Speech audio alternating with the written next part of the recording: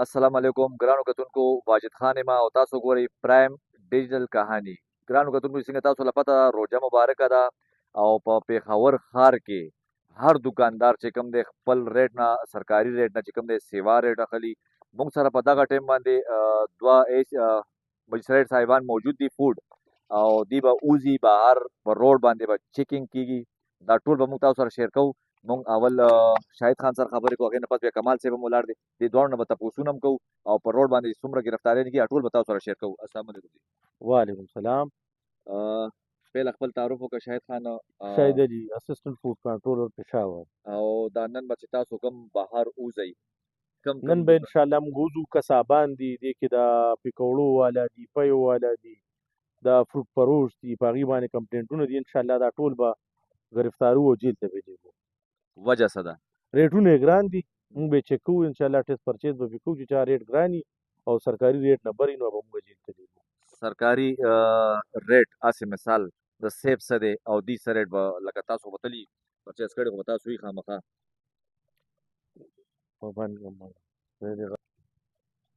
ها سرکاري غوښې ریټ چې کوم دی هغه څه دی هغه 1050 دی او نو بازار کې خو چې کوم دی پوره پیښور کې چې ضلع انتظامیه یا فوډ اتھارټي یا کنزیومر کوډ یا فوډ دی خو دا ټوله سیټي واړوله مکمله خو خلک باز نه راځي او سایډ ایریا چې څومره ده موږ بار بار دا یو سوال کوو چې سایډ ایریا ته ولې څوک نه ځي وجه څه ده نو بس موږ سایډ ایریا ته وزټونه کړي دي جیلونو ته پکې خلک لیږلي دي بس بیا به کاروبار نه کوي چې سرکاري ریټ نه چلی بالکل دی بیا بس بازار ته راوځي. ګرانو کتونکو شاهد صاحب خبرې مورې کمال صاحب هم ولاړ دی ده سره هم خبرې کوو دې نه معلومات کوو تپوسونه کوو السلام علیکم وعلیکم السلام اسسټنټ فوډ کنټرولر کمال پرایس کنټرول مجسټریټ آر سی افیس کې ډیوټي کوم روجې احمد دی او سرکار چې کوم د غوښې ریټونه مقرر کړي 950 چې د 950 د میخه غد 1050 چې د غوا والا د خو زیاتره خلک مونږ نو چې د دې وایلیشن کوي لړ شو مونږ مارکیټینګ د لړ شو ټیسټ پرچیز وکړو نو چې کوم سړی ټیک وغه ته مونږ سره وایو چې کوم وایلیشن کوي ګران پروشي کوي سرکاري نه همیشه خلاف ورزي کوي نو خلاف مونږ اکشن واخلو جیلون ته لګو هیو فاین په امپوز کوو چې خلکو ته ریلیف ملو شي روزه کې نو روجې نه علاوه هم تاسو کاروایی کوي کنه نو دا زیات فوکس چې کوم نه تاسو په روجه کې او بیا په غوښه ولې دي اصل کې کمپلینټونه راځي روزه کې زیات تر په غوښو باندې او چې دا چې مونږ دا نه چې لکه صرف غوښه خلاف مونږ کاروي کو بیسن ګوره شي خورد نو ګورو پاینه ګورو بکرو والا ګورو چې څومره فروټ شاپ دی ویجیټیبلز والا دي دا مونږ غونډور چې کوم کې ریټونه چا ټیک وغه ته مونږ سره وایو چې کوم غلطي نه مونږ پکې اکثر مونږ داسې کتلی کنه چې دې کې نور کوم محکمې راشي په دې غوښو والا باندې یا پیو والا باندې یا روټو والا باندې هغه ټیم د هغې ریټ اټومیټیک ټیک شي ستاسو تلو نه پس بیا چې کوم دی ریټ سیوا شي نو بالکل دغه سی خو زموږ طریقه کار چې دا لږ مختلف موږ وړاندې کس ورولېږو د کسټمر په ګایز کې کنه دغه په لبات کې هغه ریټ واخلي چې دا ریټ دی هغه خلاف بیا موږ اکشن واخلو کو پرس کده قصې کېږي چې موږ ته ریټ ټیک وي نو زموږ ډیوټي د 24 اور زموږ ډیوټي دا ګرځو ورپسې کنه نو بیا وګورو کو پرس کو وایلیشن کړو نو اکشن هارلی خلاف موږ واخلو نو د دې خو ګوره دا جیل دا خو علاج نه دی جرمانه دا خو علاج نه دی بل څه پراپر داسې طریقه نه چې هغه کې دکاندار هم خوشاله وي عوام هم خوشاله وي نو بس سرکاري ریټ ته فالو کوي نو موږ هم خوشاله یو عوام هم خوشاله یو دکانداران هم خوشاله یو چې نه فالو کوي نو نه چې خبر شي هغه به د قانون د دایره نه بچ کیږي او موږ خپل ډیوټي خو وکړو کنه ګرانو کتونکو تاسو د کمال صاحب خبرې مورې خو زه د پیښور چې څومره صدران دي دکانداران دي ریړو والا دي ټولو ته وایم چې دا یو میاشت دا یو میاشت صرف او صرف د الله د رضا دپاره ریټونه کم از کم مه ګټئ لس وګټئ خو په حق حلاله وګټئ که زیات ریټ وصولوئ نو لازمي به چې کوم دی جرمانه هم خورئ جیل له به هم ځئ که نه نو دوکانونه به مکمل سیل کوي ګرانو کتونکو چې څنګه تاسو ته مو ویلې چې روژې بختوره میاشت ده او مختلف محکمې چې کوم دي په عوامو له ریلیف ورکولو لپاره چې کوم دی ټول په روډونو باندې موجود دي په دغه ټایم ما سره راشن کنټرولر توصیف صاحب موجود دی د سره به خبرې کوو جي السلام علیکم وعلیکم السلام خیر دی جی ټول پېښور کې ماشاءالله مختلف ډپارټمنټ لګیا دي عوامو له ریلیف لپاره چې کوم دی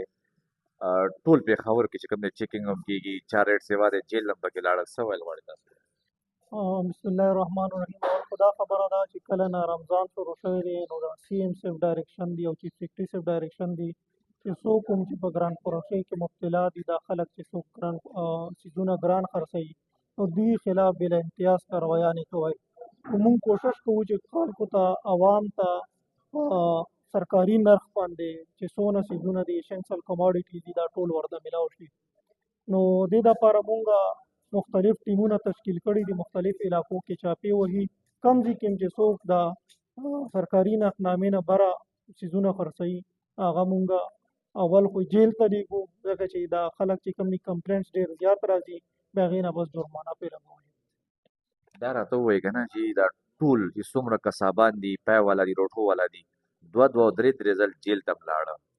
دا خلک چې کوم دی ډېر زورور دي که نه دا محکمې ورته کمزوري شوي دي. اصل کې واجد صاحب خبره داسې ده چې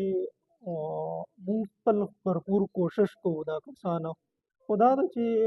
د خلکو دا غږ کېږي چې دا کنسپټ جوړ شوی دی چې بس ته به جیل ته لاړ شي 2 3 ورځې به تېرې کړې او بیا به راوځي او بس بیا به خپل هغه زوړ نرخ چلوي.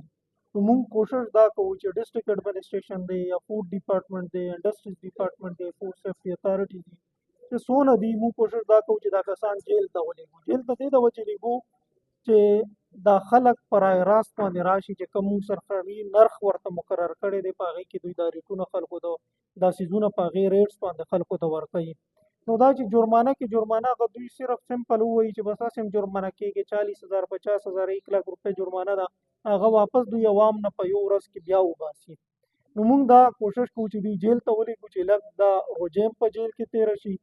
او لږ خلکو ته ریلیف هم میلاو شي چې بیا راوځي لږ په رای راست باندې راغلي وي. که نه کېږي نن مو کس جیل ته ولېږل او رها شول او سبا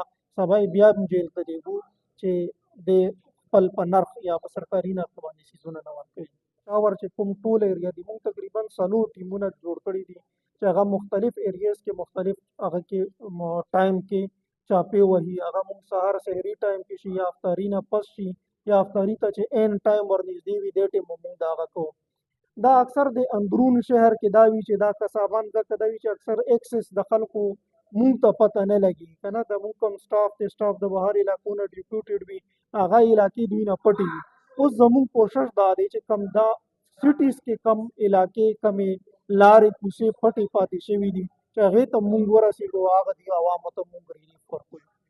عوام ډېر چې کوم داسې دي هغه کمپلینټ کول غواړي نو دې دپاره څه تاسو دغه شته دی چې بس څه باندې کمپلینټ کوي تاسو ته؟ بالکل جی دا زموږ کوم کمپلینټ میکانیزم دی هغه کمپلینټ میکانیزم هم شته دی چې زموږ چې کوم دی واتس اپ نمبر هم موږ شیر کړی دی په سوشل میډیا باندې هم زموږ واتس اپ نمبر شته دی او زموږ د راشننګ کنټرولر چې کوم پیج دی په هغې باندې هم شته دی. بل دا چې فوډ ډایرکټریټ کې هم یو کمپلینټ سیل جوړ شوی دی هغه نمبر هم موږ په خپل د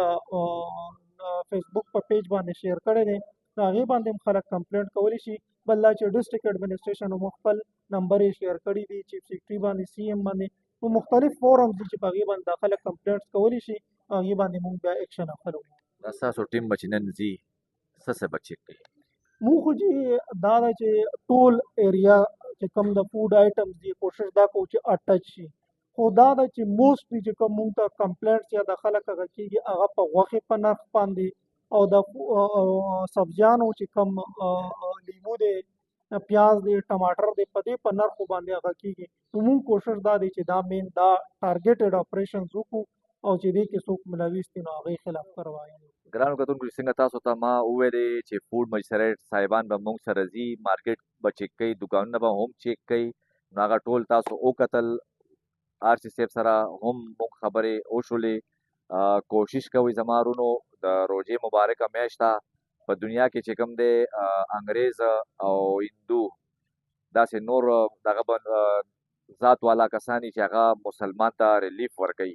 کوشش کوئ چې تاسو هم چې کوم دی په دې رمضان مبارک کې چې کوم دی عوامو ته ریلیف ورکوي منافع لږه کمه کوئ نو دې کې ستاسو هم خیر دی د عوامو هم خیر دی. دا وه زموږ د نن ویډیو د نوې ویډیو سره ستاسو خدمت کې بیا حاضرېږو د لوی الله په امان.